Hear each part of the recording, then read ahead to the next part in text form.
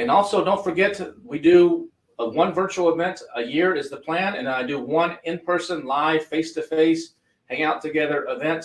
The next one's going to be August 14th to the 19th here in Austin, Texas, at the Fairmont Hotel, which is a really nice hotel. If you're coming to that event, if you've already got a ticket, we'll be sending out in a couple months a link where you can get discounted rates on the rooms in that hotel. We'll have a special block set aside that they'll be at a special rate. Usually those rates are cheaper than what you can find online. The events goes out, basically it's over 5 days. So the first day you want to arrive by mid-afternoon so you can come to the cocktail party. We do presentations on the second day on the 15th. On August 16th, it's a fun networking day where we do a lot of really fun stuff all over the city. On the 17th, we have presentations and a VIP dinner. And on August 18th, we've added an extra day this year, and we're doing a really cool party boat on Lake Travis with water sports and DJ and food and adult beverages and everything. So it's going to be great. So if you want to come to that, the price is $49.97 for a ticket. If you have a spouse that wants to come with you, or a girlfriend or boyfriend that you want to bring with you, the price for the second person is $14.97. That does not get them into the presentations. So that's not a business partner price. That's a spouse or significant other price. But that does get them into the fun events. They can go with us on the networking day. They can come to the VIP party, the dinner, the cocktail, and the boat. So it's $49.97 per person. And if your spouse is coming with you, you can get a $14.97 add-on so they can attend the fun things and skip the business stuff. The VIP option is $14.97 on top of that, which gets you the transcripts. We don't record this event. It's not recorded. There's no video. So you're either there or you miss out. But it'll get you the transcripts, get you to the VIP dinner, get you reserved seating in the room, and quite a few other options. That's an extra $14.97. So both of them are $64.94 if you do them both. But if you sign up by February 28th, there's an early bird discount of $2,000 off that. So you're basically getting the VIP free plus some additional off. It's a total of 31% off. You probably got an email earlier that has this link in it, but that's the BillionDollarSellerSummit.com/next. You can hold on and wait. Tickets will probably go on sale officially in June. The event will sell out. So this is the best chance right now to get the best price that you can until February 28th. After that, it will be a regular price. I don't do any discounts. I don't do any affiliates, commissions to anybody. That is the price. So hopefully you can join us. Also, what we're going to be doing next, like I said, is the Ninja Hat Contest. And if you haven't submitted yet, there's the link again, just in case. But what I'm going to do first is I'm going to actually share, since it's a Ninja Hat Contest, what I thought I would do is I would share some of my hacks with you that I think are pretty good. So I'm going to blast through about 20 of these. Since you guys are sharing 20, I'm going to share 20. So I'm going to share 20 real quick with you. Number one, if your product is live and active but doesn't show up in the keyword results, so your product's live, but you're just basically not getting the index. It's just not showing up. That could be because you got moved to the adult category or something crazy like that, which does happen from time to time. But more often than not, it's something that has to do with a technical error on Amazon. If you want to make sure both your category and item type fields are completed under the vital info section, you may only have one of them completed. Amazon made some migrations of servers about a year and a half ago, and it screwed up some stuff. So you want to take a look at these two, and if there's not data in there, you need to open up a ticket with seller support and get this corrected. That could be causing a conflict and causing you to not actually index.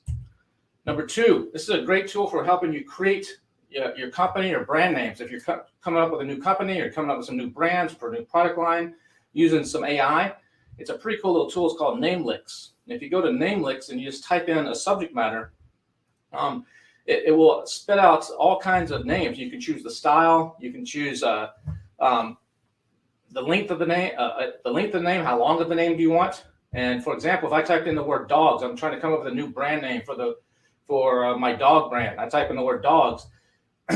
It will come back and tell me some results. There's another one called Squad Help that will do it. Looks like one of my slides might be out of order. Let me see.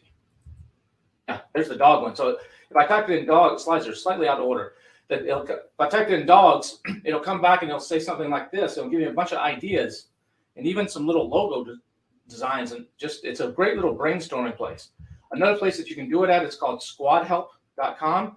This is more human rather than AI. It's where humans will actually suggest a bunch of names, kind of like a pick foo for coming out with names, called Squad Help. So check those out as well.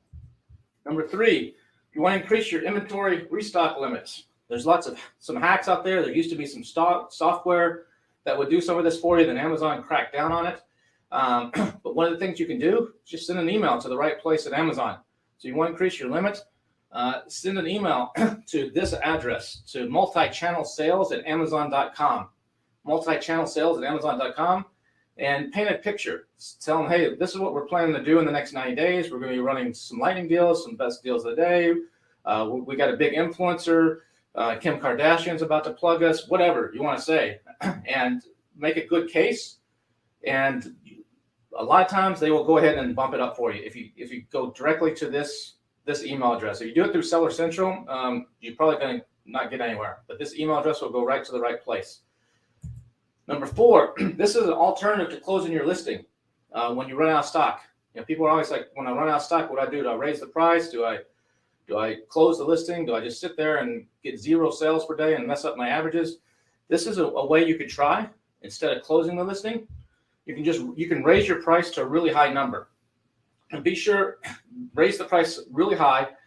Now do this once you're out of stock. Don't do this before you're out of stock. Do this once you're out of stock, and raise it. Make sure it's beyond your maximum price if you have that band set. And what that'll do is it'll trigger an error on the Amazon system, and it'll say there's a pricing error. It's something Amazon has in place to prevent typos. If you're trying to raise your price from $19.99 to $29.99, but you actually typed in $200.99 or something, it's to make sure there's not a huge error, and it will suspend the listing basically for temporarily, but it doesn't count. It stops the counter from running on your sales history. So that's another option instead of closing listing. Give that a try. And then once you come back in stock, you might find that it's easier to regain rank. This has worked for me a couple times. Sometimes when you're having problems with your account and you can't get anything done, there's sponsors like Riverbend Consulting that was here that could help you out. And sometimes you need that. But this is a place that I've used a couple times. They're ex-Amazon employees, and they specialize in getting things fixed fast. All white hat. This is not black hat stuff, all white hat. It's called Seller Support Services. And I've used them, and for about $200, they fixed a problem I was just going round and round on seller support with. I could not get it done. They know the rules, and the thing about these guys is they know the right words to say. You give them access to your account. They're white hat. You give them limited access, like you would a VA.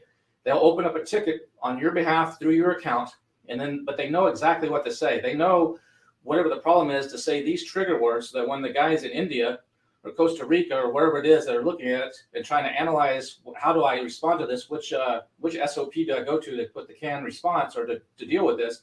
They know exactly what to do. And so that's why they get through when we can't, is they know what to do. And they'll help you with flat file uploads, any kind of listing issues, account issues, hijackers, lost inventory, overcharges, all that kind of stuff. So these are really good guys. I've used them. You can send a request, go to their website, or you can send a request to ben@sellersupportservices.com. And here's why you might want to send the request. I'm not an affiliate. I don't get paid anything from these guys. I just promote it because I've tried it and it worked for me. But I've mentioned this before, and the guy got a lot of emails, and he responded to me and said, hey, Kevin, thanks for this. But the reason I say maybe do that instead of go through the website is because I noticed this the other day. In their FAQs on their website, it says a case costs $200 and 50% refund if they don't resolve it to your satisfaction. That was the price that I paid. I think I actually paid $100 when they first started because they were just getting started. But then they realized the value of their service, and the price kept going up. But if you go to the website, it says $790, I think. Let me see if I have it here. So like $799 per case. So, but they haven't updated their FAQ. So maybe if you have a problem, email them and say, hey, Kevin, the $1 Billion Seller Summit said it's like $200. Here's the screenshot of what it says in your FAQ. Can you honor that? And I'm not guaranteeing anything. I'm not promising anything. They may say no, but give that a shot. All right, if you're running ads on search engines to Amazon, running stuff on Google or somewhere like that, make sure you use purchase intent qualifiers, like these words. The words, add the words buy. If you're selling a dog leash, buy dog leash on Amazon, purchase dog leash as gift. If you put these buyer intent qualifiers on your ads from sending traffic to Amazon, you're going to probably reduce your ad costs significantly, because you're going to get the people who are not kicking the tires and just window shopping or just curious. You're going to get people who are ready to pay right now. And I think you'll see your conversion rates. You should see your conversion rates go up if you use some of these qualifiers in your ads, outside ads. And this would apply also if you're running to Shopify or anywhere else, to Walmart, whatever. These qualifiers can really help. Amazon, most of you may know this, but Amazon has over 150 private label brands. And some of them we know, Amazon Basics. There's some that you know, but there's a lot of them that you really probably don't know. And sometimes I'd like to know, am I up against, is this a Chinese seller? Is this a Russian seller? Is it a US-based seller? Is this Amazon that I'm competing against?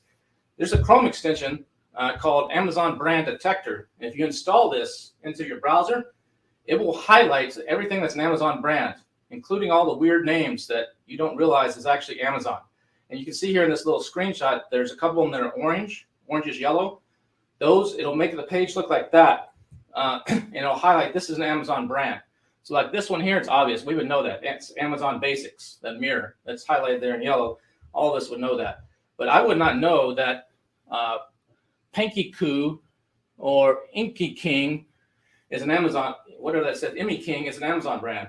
I might think that's an Asian seller or something, or someone that's a non-native English speaker. Those are Amazon brands that Amazon owns and controls.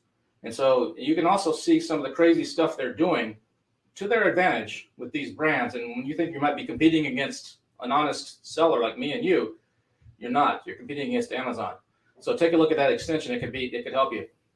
If you got competitors copying your listing, they're copying your bullet points and your title, stuff like that, you're trying to get them off. A copyright oftentimes can do the trick. Just a $65 copyright. You can actually copyright your whole listing. You can copyright your images. You can copyright your title bullets. And if it needs to be filed though with the Copyright Office, and you can do this yourself without a lawyer. For $65, sometimes there's a slightly different fee depending on your category, but you use that and you send that into Amazon when you file the complaint. Amazon, usually under the DMCA Act of 1998, they have to take that off. PPC is targeting to steal traffic from your competitors' newly launched products. When someone's first launching a product, they don't really have a lot of reviews, as we know. And hopefully your product has more. A lot of launches are running campaigns. They're running chatbots. They're running Google ads. They're doing something to their list to actually drive traffic to their listing. You can use X-Ray to find these people. And then PPC target to steal their traffic. You can use X-Ray, type in some different keywords, and look at the date over there of when it first appeared on Amazon. And you can see who's appeared in the last month. And you can take a look at what their trend is and see what they're doing. And you can start targeting these guys, as well as complementary products on your top keywords. And you can steal a lot of traffic from them and kind of mess up their launch. Number 10, if you want to do good marketing, you need to understand your audience. So this tool crawls a ton of sites out there, and it'll find things that your audience listens to, what they read, what they follow. It's a really good way to get some good demographic information on your audience. It's called SparkToro. If you go check out SparkToro, it's a really cool little tool that will really help you hone in on where should you be doing PR, what you should be targeting, where should you be trying to get blog posts or guest appearances in. It's a really great tool. This kind of goes with what Travis was talking about too. You could use this in conjunction with the blog stuff and the things he was talking about in his presentation. It'll tell you what they frequently talk about, what social medias they follow, just a whole bunch of information. Just check out SparkToro. This is a great tool for customer segmentation data. Now this is a big data. So this is not for little small time players, but you can target with precision and relevancy. It's Experian. That's a big credit company, one of the big 3 credit bureaus in the U.S. They have something called Mosaic. That's you can set up a free account and upload your customer data to learn more about them. So if you got data from either Amazon customer data, or you got data from your Shopify or warranty cards or whatever, and you want to know a lot more about who they are, what kind of cars they drive, how much money they have, how should you target them. It's got 126 million households, 800 different lifestyle and interest segments in there. It's kind of like, you remember Facebook used to have some of this where you could do targeting. I don't know. I don't think they were getting it from Mosaic, but they were getting it from something similar. You can find out all that cool data on your customer set so that you can then go out and find more customers just like them. It can be a very, very powerful tool. There's just some more information there. It has all of this kind of stuff here where it just breaks everything down. It's really, really cool. If you're into that kind of data scientist, like I am, I do direct marketing, so that stuff matters to me. Number 12 of 20. If you're having trouble getting your canonical URL to change and you want something specific, just open a case in Seller Central and request the URL you want, and they'll change it. You can get up to 7 words in there, sometimes 8. So you just tell them what, instead of having to try to game the system, if you open up a case, they'll change it for you to what you want. You might have to open up a second or third case. Sometimes you get somebody that doesn't know they can do that, but most of them do, and they'll change it for you. And by changing the canonical URL, you can actually get kind of a refresh. I know Casey Goss at the last $1 Billion Seller Summit talked about they've been doing that on purpose. This was in September, so I don't know if it's still working right now, but in September, they were doing that, and it was actually helping them rank. And every time they would update that. And the canonical makes a big difference. The words that are in there are super important for ranking purposes outside of Amazon, as well as they carry quite a bit of weight on Amazon too when someone clicks that canonical for the keywords that are in it. This is a list of words that could get you flagged by Amazon. It's not an all-inclusive list, but it's just a general list. If any of these words are in your listing or your title, at some point the software is going to figure it out, and you could have your listing suspended. So just be careful if you're using any of these words in your title. You could run it, or title or listing. You could run into problems. These are some of the tripwire words for Amazon that they don't like. If you want to know how review manipulation is done with merging, get a hold of David, who spoke this morning, and I'm sure he can tell you. Or you can actually go and see something like this, a case study. It's a really cool case study that these guys did on this hand massager, and it's fascinating to go and read. And you can see like they really demystify exactly what's happening and how the whole process works. If you go to that bit.ly link right there, you can actually see the whole process. It's a very interesting read. I don't recommend you do what it says there, but I recommend you know what the hell is going on, because this is what may be happening to you by some of your competitors. And it's good to know. It's good to keep your friends close and your enemies closer. So know what the heck they're doing.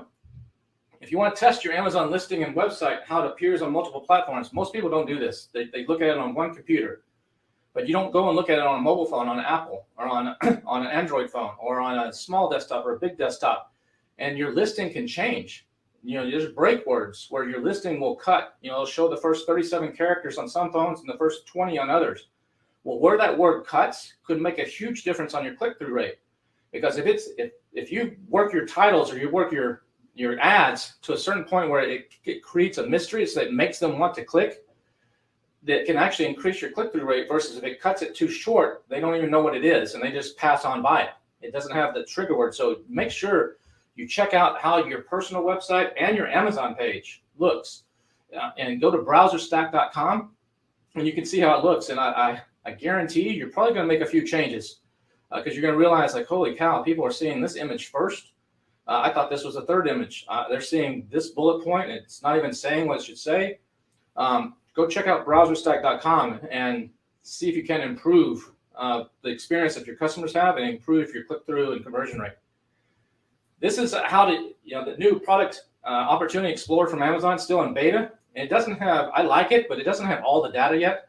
It doesn't go deep enough for me to use it extensively, but it's a great tool, and I think it has good potential, and it's going to get there. But one of the things that they don't have is a way to download the data. You can spit out the results and do some filtering, but they don't. Last time I was in there, they didn't have a way to download it. So this Chrome extension, HTML table scraper, and there's some other ones out there, will allow you to download that entire data into a spreadsheet, so that you can actually manipulate it offline and do your own filtering. It's a pretty cool little tool, and it'll work on any other website where you can't actually get an easy download of data that's in tables. It'll do it all for you. So check that out. So you can just highlight it here and just copy it down, and then choose how you want it, and it'll put it right into Excel for you, and you can manipulate it and do all kinds of offline data with it, just like this here. I use this a lot to actually simplify things and to import stuff into another tool that we have to do a bunch of data merging with brand analytics and some other stuff. If you want to stop social media scrollers, Wilfred in his presentation earlier actually, I think, mentioned this tool, but this is a pretty cool tool. It's called Breakout Clips, where it does these 3D animations, and they have a bunch of stock ones that are pretty good for different seasonal stuff, for different types of industries. I've tested some of these, and they work. So I mean, at some point, they're probably going to get oversaturated, and people will start ignoring them. But right now, they're actually working. Or they'll come out with new ones. Is probably what they'll do. Actually, a new set of them. But they have them for all kinds of stuff, for Cyber Monday, for different types of year, different holidays, different types of products. It's breakoutclips.com. This is a current way, another one that you're going to have to go study offline. And again, don't do this, but you need to be aware of what's happening. This is a method of rate manipulation. This is another website that just does a really good case study of exactly how some people are doing rate manipulation. So go check out that bit.ly link and see, get an education on on the dark side. It's pretty interesting. Like David said earlier, postcard marketing in his talk, that all the Chinese are doing postcard marketing now, because I did a talk on it over there. So I'm sorry about that if I create some competition, but postcard marketing is still very effective. I use it in several of my businesses. Direct mail works. It's cheaper than Facebook ads in most cases. If you want to do it, this is a good post pilot. This is not the one I told the Chinese. They're using another one that costs more money. So this one at postpilot.com is a good site that can automate a lot of this process for you. I use a printer here in Austin that I've been in the direct mail business for a long time, so I know how to really do this myself, and I don't need to have a service do it. I just have a guy that it's all kind of almost automated. But these guys, if you're not familiar with this, don't want to get involved, to be hands off, postpilot.com can take care of a lot of this for you at a reasonable price. But postcard marketing can work really, really good. They got some simple pricing, different sizes you can test, and I would test the different sizes. The cheapest one is the standard 4.25 by 6, but sometimes that works fine.